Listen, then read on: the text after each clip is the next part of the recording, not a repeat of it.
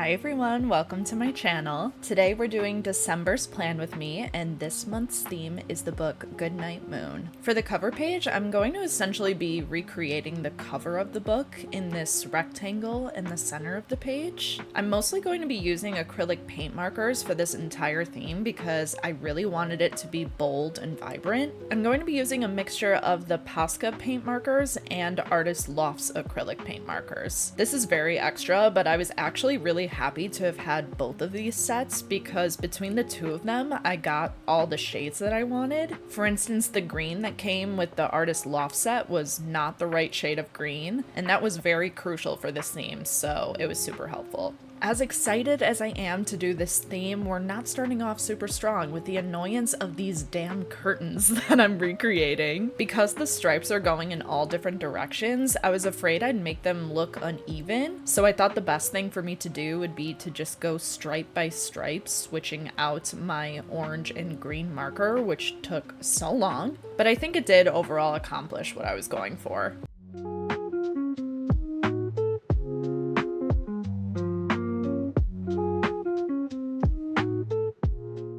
I got nervous pretty quickly when we got to the fireplace, which is this very light sort of gray color. So I wanted to try just using a Tombow marker for that, and I wasn't sure how it was going to turn out because we're working with different coloring mediums, but it luckily turned out completely fine, and I think that's because I was lucky that I didn't want this color to be bold anyway, since it's one of the few toned down colors in the book. And speaking of the book, if anyone does not know what Goodnight Moon is a children's bedtime story that dates back to 1947. It's a simple rhyming book about a little bunny saying goodnight to all the things in their green bedroom. This book is unbelievably cozy and soothing, and I think there's something about the simplicity that contributes to that for me. There really is no plot. It's just saying goodnight to the things in your room and the moon and the stars. And I guess there's a sense of gratitude in that to me.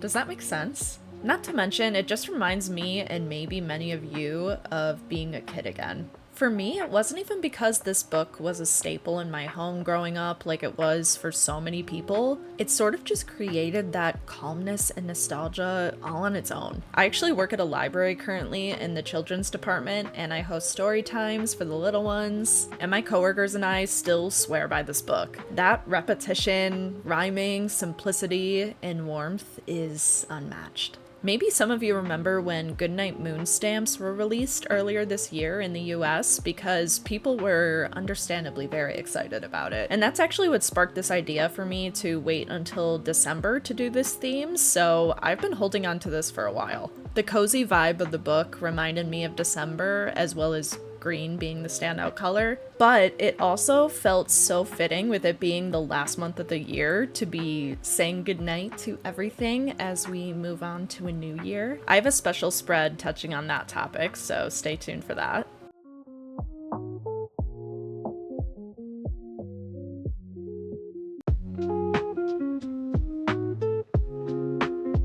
I'm trying to copy the same yellow capital letter fonts from the cover of the book to write December, and I outline the letters along with all the room elements with a .005 fine liner. And cue me messing up in 3, 2, 1.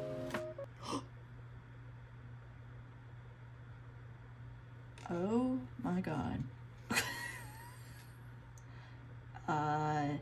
I was so annoyed when this happened because I was loving how it turned out, and then one little swipe changed it all. But I'm obviously being dramatic because there's a very easy fix to this, which is just cutting a small piece of a blank page from your journal and gluing it over top of the mistake. Always remember to try and use as little paper as possible and line up the dots so that the paper being there looks fairly seamless. And as you can see, I tried going over it with my white paint marker, but I actually think that made it stand out more, so I decided to go with the paper trick. Each page of the book is either showing the bold and colorful green room or the elements of the room in black and white. So for the quote page, I made one of the gray blobs that's seen in the book to write the first words of the book, which is "in the great green room."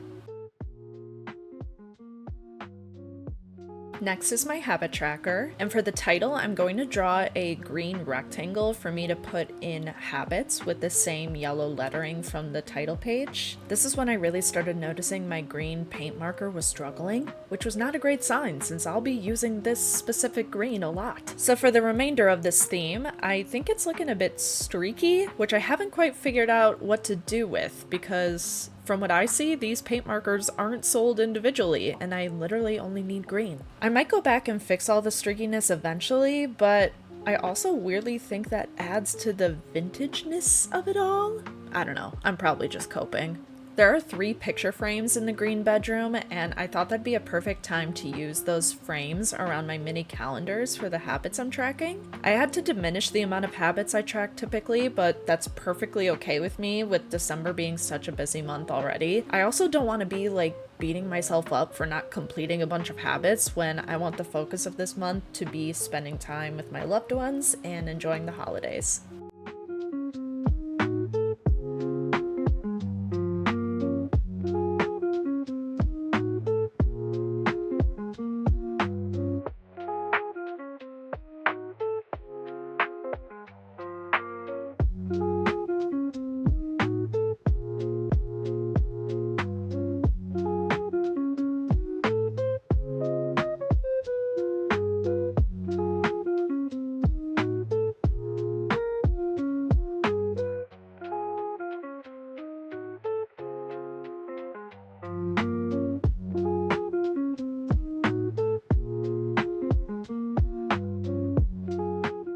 For my mood tracker, I'm going to do a similar layout to the title page where I'm drawing a rectangle in the center and recreating a portion of the room. And for this page, I'm focusing on one of the windows. As we can see, I risked hating my life again by having the striped curtains return, but I think it's part of what makes the illustrations iconic, so it is kind of unfortunately a must. And to track my mood, I'm going to use my white Artist Loft paint marker to draw either a kind of star or a moon in the sky. I'm going to speed this one up a little more than the other clips just because this takes a really long time to color, so yeah, speed round, let's go.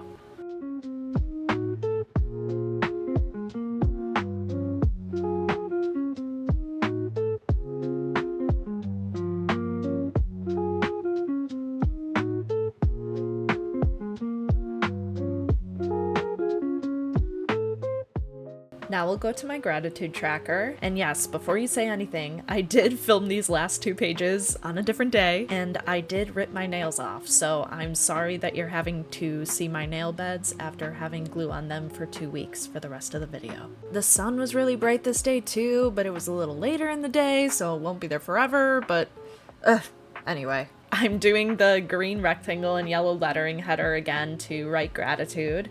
And for the illustration that I usually do in the bottom right corner for this spread, I chose to go with the yellow rocking chair that the old lady sits on with her knitting. I'll probably draw the bunny lady eventually, but she's for some reason not sitting there for some pages of the book. It's low-key kind of spooky because she really does just randomly show up and then starts hushing this bunny child. As I was doing research, as I do with many of my themes, I saw a Reddit post from a few years ago asking everyone if she was a ghost. And you know, I understand why. Who is she? Why was she not sitting there the whole time, like the rest of the items were? And why is she hushing, to be honest? Did we say anything? I just thought it was funny that there's speculation on this simple book all these years later. So yeah, in conclusion, I guess here's my illustration of Ghost Old Lady.